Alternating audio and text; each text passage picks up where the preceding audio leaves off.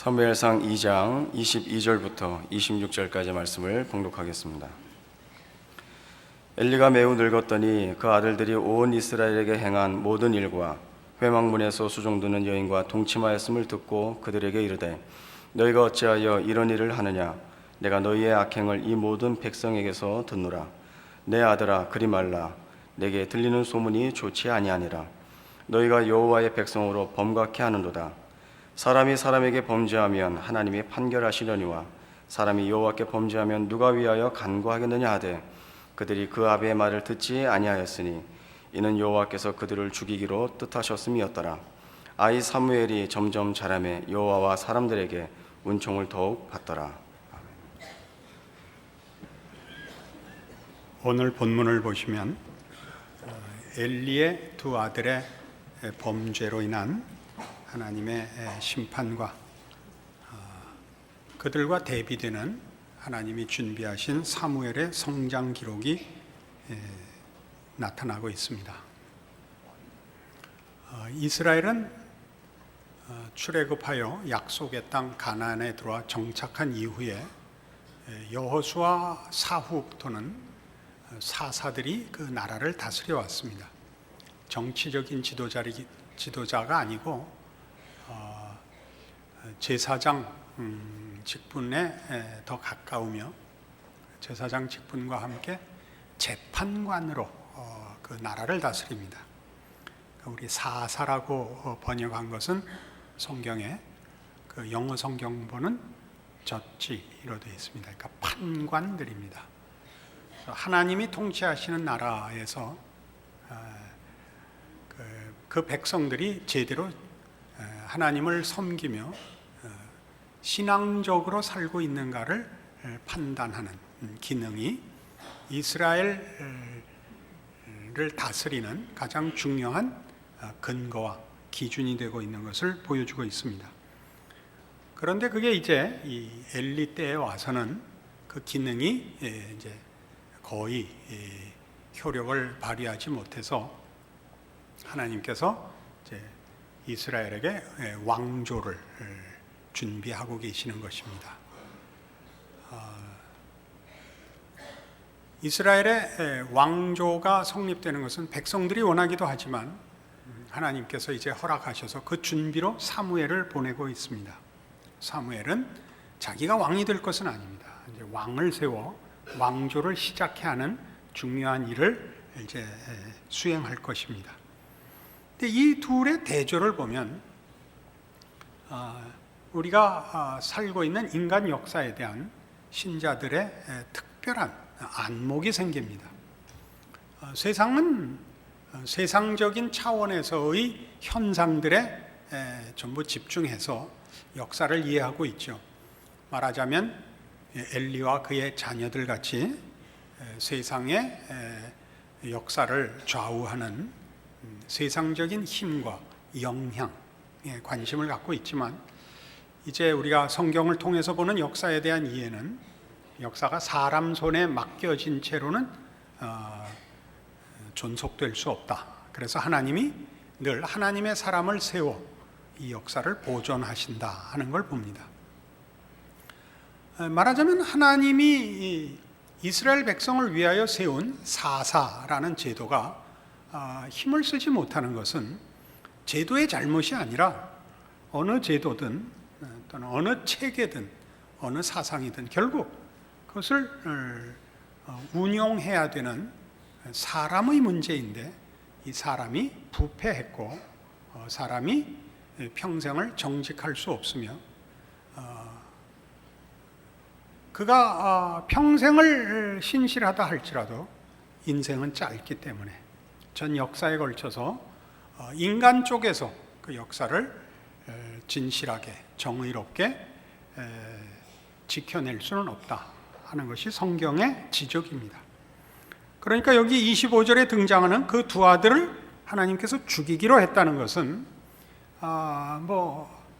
그 잘못에 대하여 하나님이 진노하시고 심판했다라는 단순한 내용이 아니고 이스라엘의 공멸을 막으시려 하신다라는 뜻입니다. 이대로 놔두면 이스라엘 전체가 망할 것이기 때문에 저들을 제거하시고 사무엘을 세워 이제 왕조를 만드실 것입니다. 그러니까 우리가 역사 속에서 보는 역사에 보이지 않는 뒤에 이 하나님의 손길이 있음을 알아야 됩니다. 한 왕조가 무너지고 새로운 왕조가 들어서는 일들, 한 체제가 무너지고 다른 체제가 등장하고 한 사상이 무너지고 다른 사상이 등장하고 하는 것들은 사실은 그렇게 큰 차이가 없습니다. 성경에도 기록된 대로 해 아래 새 것이 없다. 그저 같은 일이 반복된다 하는 것을 역사를 통하여 인류가 배우고 있습니다. 인류가 확인한 것은 뭐냐면 인간은 역사를 통하여 아무런 교훈을 받지 않는다라는 것을 배웠다는 거죠. 하나의 체제가 있고 하나의 제도가 있고 하나의 사상이 있고 하나의 신념이 있고 하는 것들은 그것 자체로 좋은 의도와 내용을 담고 있곤 합니다. 그러나 그 말하자면 참신함이, 그 진실함이 오래가는 적은 없습니다. 그것이 역사의 증언이죠. 그래서 자주 바뀌어야 됩니다, 정권이. 예를 들면 우리나라도 고려 시대와 이조 시대가 너무 길었다는 거죠. 한 왕조의 적당한 수명은 200년이라고 합니다. 왜냐하면 그 이상 가면 벌써 모든 그 기관이 관료화되고 나태해지고 그 말기적 증상이 어디나 나타나기 때문에 더 이상 아무리 좋은 제도도 힘을 쓰지 못해서 새로운 정권으로 교체되어야 다시 그 참신함과 새로운 이상을 가진 그 열심을, 진심을 발휘하곤 한다는 것이죠. 그래서 우리가 아는 것 같이 세상에는 그토록 빈번한, 말하자면 변천이 있는 셈입니다. 그것은 우리가 볼 때 뭐 전쟁으로 정권이 바뀌거나 혹은 또 뭐 다른 이유들로 정권이 바뀌거나 간에 거기 혼란이 있기도 하고 비극이 있기도 합니다마는 역사 전체를 놓고 보면 그렇지 않았다면 벌써 인류는 멸망했을 것이다. 이렇게 우리가 추측해 볼 수 있습니다. 그래서 여기에 이 내용들을 근거로 하여 우리가 확인하는 것은 결국은 사람 문제다 하는 것이죠. 제도의 문제도 아니고 지도자의 문제도 아니고 민도의 문제도 아닙니다. 인간 각자의 문제입니다. 뭐가요? 아무리 제도가 좋아도 제도가 정의를 만들어내지 못하고 아무리 지도자가 훌륭해도 지도자가 세계를 유토피아로 만들어내지 못하며 아무리 국민들이 그 좋은 국민성과 열심을 갖고 충성을 한다 할지라도 인간이란 부패하기 나름이고 죄성을 벗어날 수 없다라는 것이 역사의 증언이며 성경이 가르치는 바입니다. 그래서 하나님이 어떻게 하시느냐? 언제나 사무엘을 기르신다 하는 것입니다. 이 사무엘을 기른다 하는 개념에 대해서 우리는 그렇게 이해가 멉니다.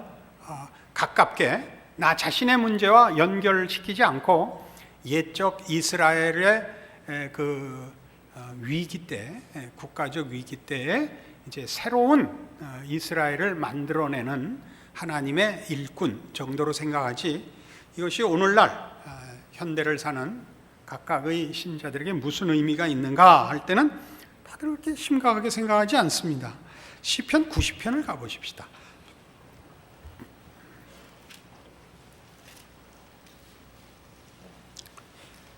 869페이지 구약성경 시편 90편 10절에 보면 우리의 년수가 70이요 강건하면 80이라도 그 년수의 자랑은 수고와 슬픔뿐이요 신속기간이 우리가 날아가나이다. 이런 모세의 기도문이 나옵니다. 90편 서두에 있는 바와 같이 하나님의 사람 모세의 기도입니다. 모세는 80세에 하나님 앞에 부름을 받아 애굽의 종되었던 자기 백성을 하나님의 기적의 손길로 구하여 내 그 홍해를 가르고 건너고 반석에서 물을 마시고 메추라기와 만나를 먹으면서 광야길을 걸어 시내산에 도착하여 하나님의 강림을 목도하고 하나님이 주시는 율법을 받아온 사람입니다. 그러나 이스라엘 백성은 동일한 체험을 했으나 하나님께 신실하게 순종하지 않고 계속 그 신앙을 저버려서 결국 약속의 땅에 들어가지 못하고 40년 동안 광야 생활을 방랑하다가 마치도록 되어 있었고, 그 세대와 모세는 함께 그 끝에 광야에서 죽게 됩니다.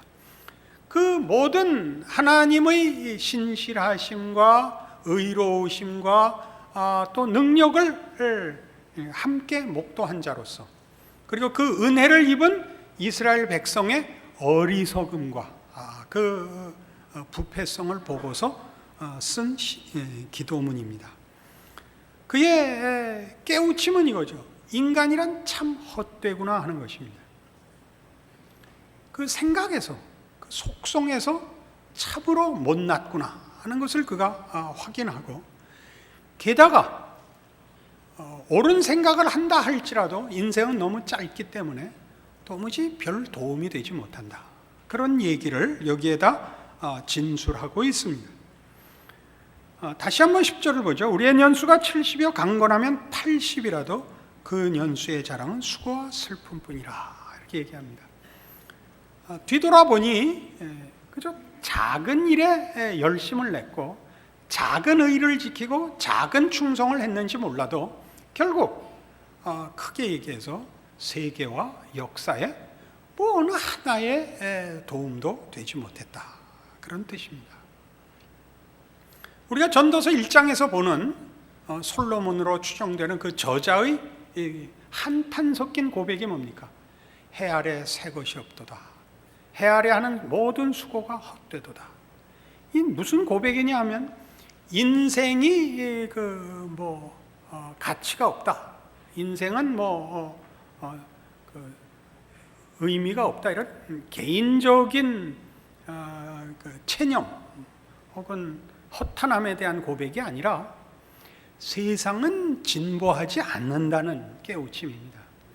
세상이 진보하지 않는다는 건 역사가 진보하지 않는다는 뜻이요, 인류는 자라나지 않는다는 뜻입니다. 무엇을 보고 아느냐? 그가 된 증거들은 이겁니다.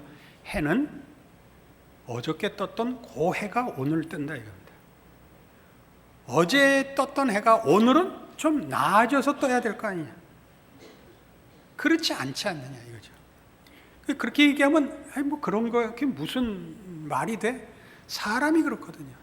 사람은 2000년 전에 난 애나 오늘 낳는 애나 똑같이 태어납니다.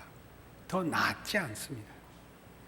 뭐 이렇게 우리가 이렇게 열심히 살면 오늘날 이렇게 뭐 많은 정보와 국제화 시대에 살면 태어나면서 적어도 2개 국어는 하고 태어나야 될 거 아닙니까? 그렇게 안 태어납니다. 똑같이 태어납니다. 하나도 나아진 게 없습니다. 어느 것 하나. 봄이 조금씩 나아지고 여름이 조금씩 나아집니까? 그렇지 않습니다. 이번 여름 가을은 제 생애에서도 가장 지랄 맞았습니다. 생각이 없습니다. 세상은 똑같이 인간이 그렇습니다. 반복되고 있습니다. 그 얘기를 하는 겁니다. 그러니까 이 기도문 속에서 이 모세가 깨우치는 건 뭐죠? 인간의 못남, 인간의 무력함에 대한 이해입니다. 작은 충성을 할 수 있고 작은 정의를 지킬 수 있지만 지붕이 새는 것을 고칠 수 없고 뚫어진 구들장을 고칠 수 없더라 이겁니다. 그건 누구만 할 수 있냐? 그건 하나님만 할 수 있다. 그래서 이렇게 이어갑니다. 그 연수의 자랑은 수고와 슬픔뿐이라. 그러니까 우리는 무력하다라는 얘기 후에 11절, 누가 주의 노의 능력을 알면 누가 주를 두려워하여야 할 대로 주의 진노를 알리까? 우리에게 우리날 계수함을 가르치사 지혜의 마음을 얻게 하소서. 왜 진노가 나오고 심판이 나오는가? 우리는 하나님의 도우심을 구하고 하나님의 통치에 순종해야 되는데 가장 그러니까 전체를, 근거를, 본질을 고쳐낼 수 있는 하나님께 의지하지 않고 우리가 고치려고 합니다. 우리가 고치려고 합니다. 그리고 그 고치려고 하는 것들은 따지고 보면 전체 큰 틀에서 볼 때는 아무런 도움이 되지 않는 것들입니다. 그래서 하나님의 뜻과 하나님의 일하심에 대해서는 무지하면서 발버둥 치고 본인의 옳은 것을 증명하고 시행하기 위하여 그 많은 부작용을 일으키는 인생과 세상을 말하자면 지금 고소하고 있는 것입니다. 우린 이런 일들을 멀리서 말고 우리 한국의 근현대사에서도 봅니다. 우리가 독립한 이후에 말하자면 이 남한 정부가 처음에 가졌던 가장 큰 문제는 배고픔을 해결하는 것이었습니다. 우리가 그 북한 노래들을 어쩌다 들으면 그 가사의 원색성에 깜짝깜짝 놀라는데요. 우리 그때 새마을 운동가는 그 원색성의 원조일 겁니다. 그죠? 잘 살아보세. 그렇게는 사실은 말하지 않는 법입니다. 좀 더 고급한 게 해야 되지만 그땐 그것이 통했습니다. 그게 모두의 공감을 산 겁니다. 한 손에 망치 들고 한 손에 총 들고 싸우며 일하고 일하며 싸우세요. 이건 또 어떻습니까? 이게 북한 노래 같습니까? 남한 노래 같습니까? 이게 예비군가였지 않습니까? 우리는 그때 모두 동조하고 그래서 배고픔을 면했습니다. 그러나 그동안에 무슨 일이 일어났죠? 인권 문제가 그늘진 그 산업화의 가장 큰 그늘과 상처로 남았습니다. 우리는 사실 뭐라고 얘기할 수가 없습니다. 왜냐하면 그 일로 상처를 받은 사람들에게는 아무리 대한민국이 경제적으로 발전을 했다 해도 그것으로는 그 받은 상처를 보상받을 수 없습니다. 그러나 그럼 인권을 보호하고 다 같이 굶어 죽는 게 낫냐? 그것도 또 정답은 아닙니다. 우리는 정답을 찾을 수가 없습니다. 그 후유증이 민주화로 나타났었습니다. 문민정부가 나오고 민주화가 됐어요. 민주화가 되자 실력 없는 게 그만 다 뽀록이 났죠. 잘 살아보세 때는 열심만 내면 됐는데 이제 배 좀 부르니까 민주화 입마다 떠들고 인터넷마다 아우성을 치니까 그 중구난방이죠 정말. 입 가진 사람은 다 떠들고 컴퓨터 가진 사람은 다 두들겨 대니 이게 도대체 뭐가 국론이고 뭐가 대한민국의 지금의 윤리인지 알 수 없는 세상이 됐습니다. 그저 말을 험하게 하는 시대가 됐습니다. 이것도 지나가야 되는 한 과정이겠죠. 이것은 저 같은 정치의 문외한이 감히 할 얘기도 아니고 뭐라고 할 자격이 없습니다. 그러나 기독교인으로서는 할 말이 있습니다. 끝없이 이걸 겁니다. 이렇게 손바닥을 뒤집었다 엎었다 옛날에 댄지 하는 거죠. 엎어서 편대고 이게 엎은 거죠. 엎어서 편대고 뒤집어서 편대고 엎어서 편대고 뒤집어서 편대고 그렇게 계속 반복적으로 끝이 없는 답이 없는 시간이 흐를 것입니다. 이 역사를 지탱할 수 없는 인류에 그러나 하나님이 개입하셔서 보이지 않는 곳에서 이 역사를 보존하고 계시며 그렇게 하는 이유는 하나님이 그의 백성들을 구원하시려는 구원 역사가 아직 허락되고 있는 탓입니다. 이것이 우리가 보는 역사입니다. 그래서 모세는 그 13절 이하에 이 기도문을 마칠 수밖에 없습니다. 여호와여 돌아오소서. 언제까지니까 주의 종들을 긍휼히 여기소서. 아침에 주의 인자로 우리를 만족해 하사 우리 평생에 즐겁고 기쁘게 하소서. 우리를 곤곡해 하신 날수대로와 우리의 화를 당한 연수대로 기쁘게 하소서. 16절과 17절의 이 결론을 분명히 알아야 됩니다. 주의 행사를 주의 종들에게 나타내시며 주의 영광을 저희 자손에게 나타내소서. 하나님께서 개입하시고 하나님께서 주장하시고 하나님께서 우리를 품으소서. 그렇지 않는 인생과 역사는 의미도 가치도 없습니다. 그게 모세의 기도입니다. 이걸 조금 더 확실하게 확인해 보죠. 출애굽기 34장에 가면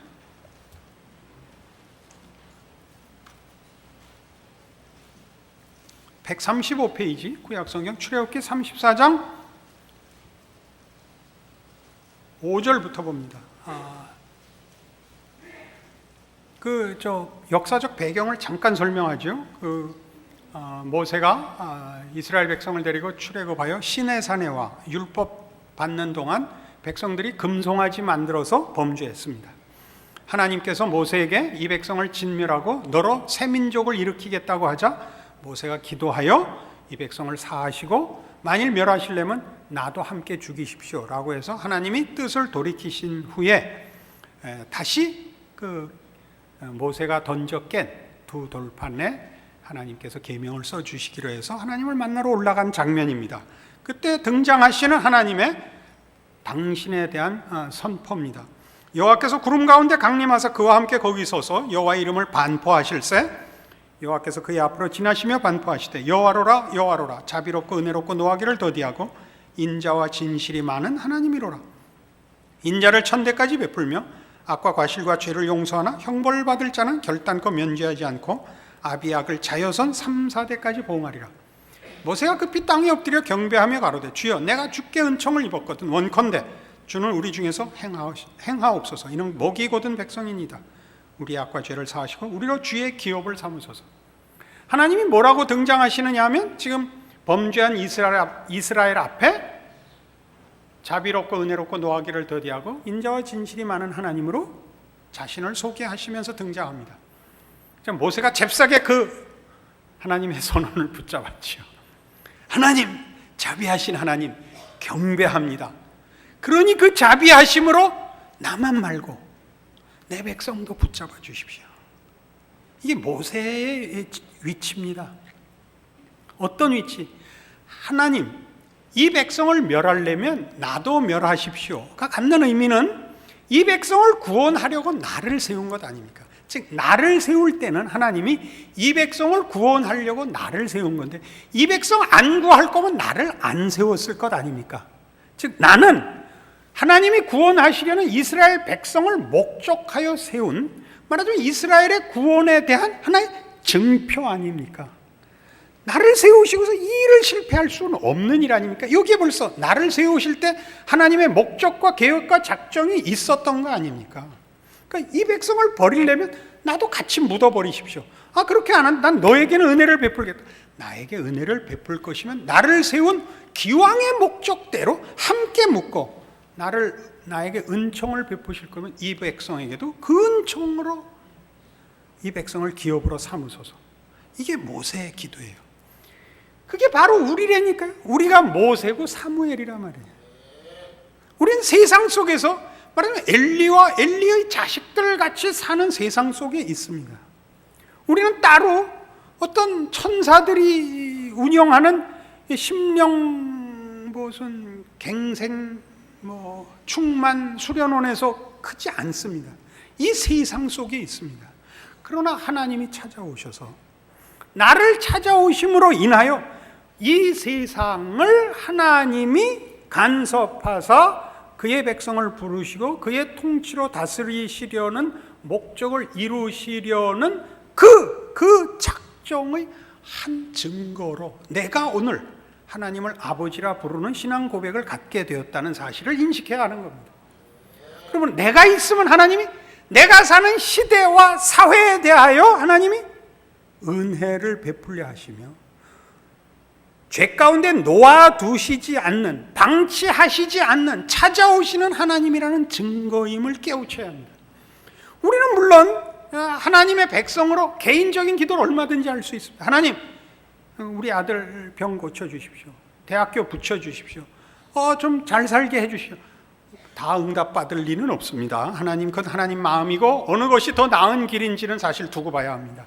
그러나 그것보다 더 중요하게 하나님, 나에게 나타나시고 나에게 하나님이 누구인지 알리신 그 사실로 하나님이 이 시대와 이 인류를 간섭하기 위하여 나를 세우셨음을 내가 이제 압니다.